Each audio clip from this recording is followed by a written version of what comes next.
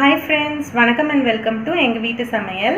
நம்ம இன்னைக்கு விருதுநகர் தூத்துக்குடி சைடுலாம் எல்லாரும் விரும்பி சாப்பிடுற ஒரு இன்ட்ரெஸ்டிங்கான ஐட்டம் தான் நம்ம பார்க்க போறோம். அது என்ன ஐட்டம்னு பார்த்துடலாம் வாங்க.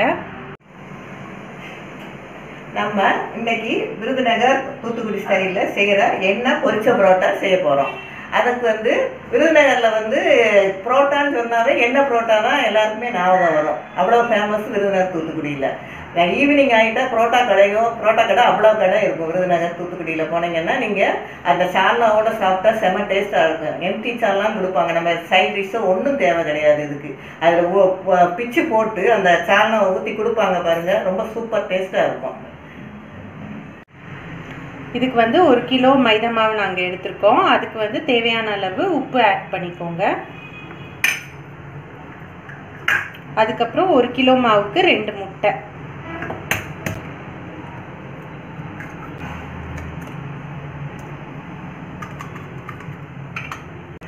இதை நல்லா மிக்ஸ் பண்ணிக்கோங்க. முட்டை போடுறதுனால உங்கள் பரோட்டா நல்லா சாஃப்டாக வரும்.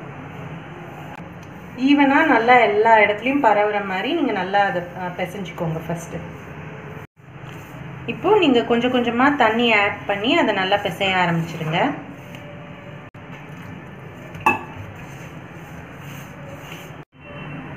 இப்போ நம்ம பிசைஞ்சு வச்சுட்டோம். இது ரொம்ப லூஸாகவும் பிசைய வேணாம், ரொம்ப டைட்டாகவும் பிசைய வேணாம். நார்மலாக பிசைஞ்சுக்கோங்க. பிசைஞ்சிட்டு எண்ணெய் ஊற்றிக்கோங்க. கொஞ்சம் தாராளமாக எண்ணெய் விட்டுக்கோங்க. இந்த மாதிரி ஊற்றி அதை கொஞ்சம் நல்லா பிசைஞ்சு வச்சுருங்க.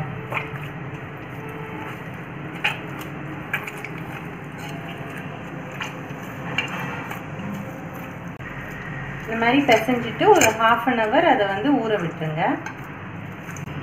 பிசைஞ்சிட்டு ஒரு ஈர துணியில் நீங்கள் அதை கவர் பண்ணி வச்சுடுங்க. 1/2 அன் ஹவர் கழித்து நம்ம பார்ப்போம்.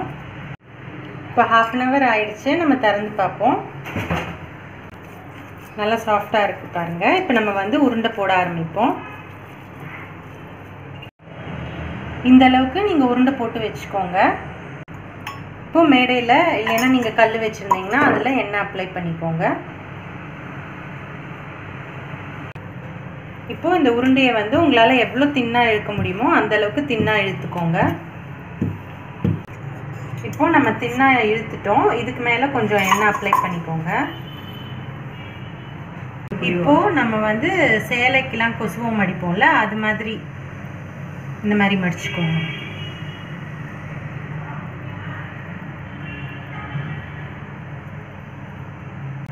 ஸோ இதை கடைசி வரைக்கும் இந்த மாதிரி பண்ணிட்டு வந்துடுங்க. ஃபோல்டு பண்ணிவிட்டு அதுக்கப்புறம் இந்த மாதிரி சுருட்டி வச்சுக்கோங்க.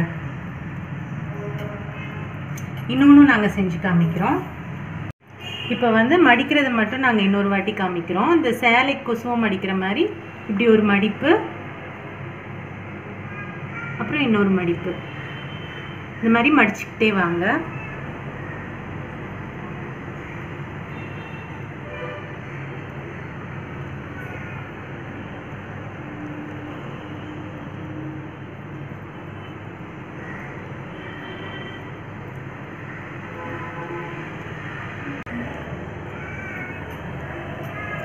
இது மாதிரி மடித்து நீங்கள் எடுத்து வச்சுக்கோங்க. பரோட்டாக்கு இந்த மாதிரி நல்லா உருட்டி வச்சுக்கோங்க. இப்போது அதுலேருந்து ஒரு உருண்டை எடுத்து இந்த மாதிரி தட்டிக்கோங்க. ரொம்ப மெல்லீஸாக தட்ட வேண்டாம், ஓரளவுக்கு நல்லா விரித்து விட்டுக்கோங்க. இந்த அளவுக்கு விரித்து விட்டுக்கோங்க. இப்போது கல்லில் போட்டுக்கோங்க. ஃபஸ்ட்டு நம்ம எண்ணெய்லாம் ஊற்றாமல் நம்ம இதை சுட போகிறோம்.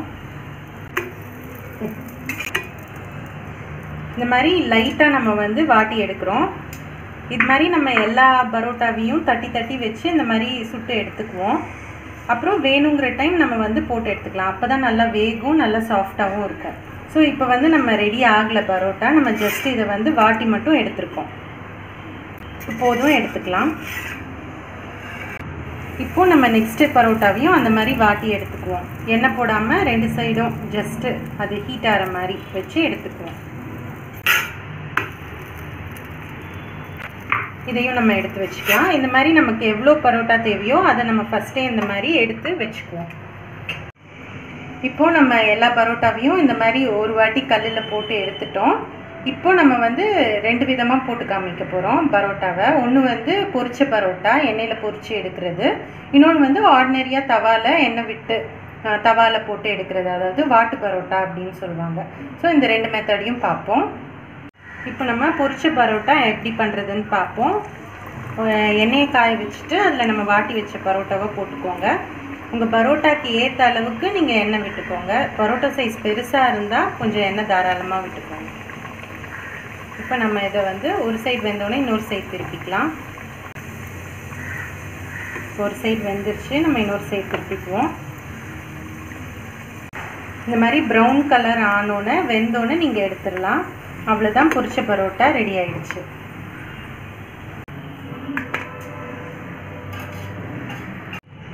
விருதுநகர் தூத்துக்குடி ஸ்டைல் பொரிச்ச பரோட்டா சூப்பராக தயாராகிடுச்சு.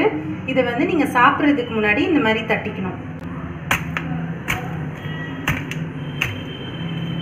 அப்போ தான் சாப்பிடும்போது நல்லாயிருக்கும். இதுக்கு மேலே நீங்கள் சால்னா ஊற்றி சாப்பிட்டீங்கன்னா சூப்பராக இருக்கும். இப்போ நம்ம வாட்டு பரோட்டா எப்படி பண்ணலான்னு பார்ப்போம். அது தவாவில் வந்து நம்ம வச்சுருக்க அந்த பரோட்டாவை போட்டுக்கலாம். ஃபஸ்ட்டே நம்ம வந்து கல்லில் போட்டு எடுத்துருக்கோம் இல்லையா, அதை தான் நம்ம யூஸ் பண்ணுறோம். சுற்றி வந்து எண்ணெய் விட்டுக்கலாம்.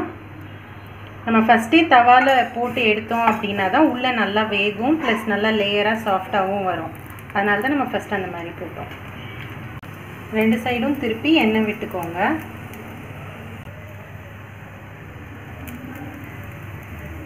நம்ம பார்க்கலாம், இப்போவே நல்லா லேயர் வந்திருக்கு. இப்போ வெந்துருச்சு, நம்ம எடுத்து பிளேட்டில் வச்சுக்குவோம். இப்போது சூடாக இருக்கும்போதே நம்ம இந்த மாதிரி அடிச்சுக்கணும். அப்போ தான் நல்ல லேயர் வரும். நல்ல லேயர் தெரியுது. சுவையான பொரிச்ச பரோட்டா சூப்பராக தயாராகிடுச்சு. ஸோ இந்த மெத்தடில் நார்மலாக நீங்கள் ஹோட்டலில் பொரிச்ச பரோட்டா வாங்கினீங்கன்னா ரொம்ப ஆயிலியாக இருக்கும். இது அந்தளவுக்கு ஆயிலியாகவே இருக்காது, டேஸ்ட்டும் ரொம்ப சுவையாக இருக்கும். ஸோ ட்ரை பண்ணி பாருங்கள். ட்ரை பண்ணிவிட்டு அந்த ரெசிபி ஃபோட்டோவை எங்கள் வீட்டு சமையல் @gmail.comக்கு ஷேர் பண்ணுங்கள். இந்த வீடியோ உங்களுக்கு பிடிச்சிருந்ததுன்னா லைக் பண்ணுங்கள், ஷேர் பண்ணுங்கள், சப்ஸ்கிரைப் பண்ணுங்கள். மறக்காமல் பெல் பட்டனையும் டேப் பண்ணுங்கள். அப்போ தான் எங்களோட ரெகுலர் அப்டேட்ஸ் உங்களுக்கு வந்து சேரும். தேங்க்யூ.